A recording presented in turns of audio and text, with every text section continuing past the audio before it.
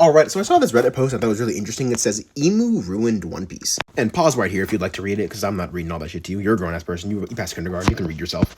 But I think this is really interesting because I see where this person's coming from, but I think One Piece is fundamentally different. I could fully understand this rhetoric if someone was talking about Dragon Ball Super from Dragon Ball and they'd watch it from the beginning, from Dragon Ball's beginning. Because if you watch Dragon Ball from the very beginning, there are literally no clues suggesting that Goku was going to one day be fighting gods in Universal Tournament, and falling in love with this adventure, and then seeing that, they feel like, this is so jarring. This is like, where did this even come from? This was never in the plan. This is not the Dragon Ball that I originally wanted to see. But I think One Piece is a little bit different because in One Piece, it feels like you're peeling back the layers of a show that was always there.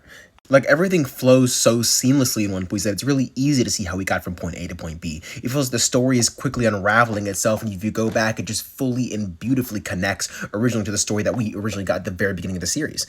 Like, as early as Arlong Park, or you could even argue Romance Dawn, in some instances we have seen and been hinted at, like, corruption in the government with the warlord system, Max and Morgan's whole character, or even just the corrupt pirate Nezumi and how Arlong was paying him off. Like, as early as Logtown, we got talks about Luffy being like Roger and inheriting his will, and then immediately after that, in Alabasta, we get poneglyphs and our first hint at a deeper history within the world that we're going to be revealed to later. So it really seemed like we were always building to this point. And I understand if you fell in love with the early story of One Piece, and it's kind of very changed. It's much more serious, it's much more focused now that it was. The adventure doesn't seem as grand and fun anymore, but it still feels like what One Piece was always meant to be.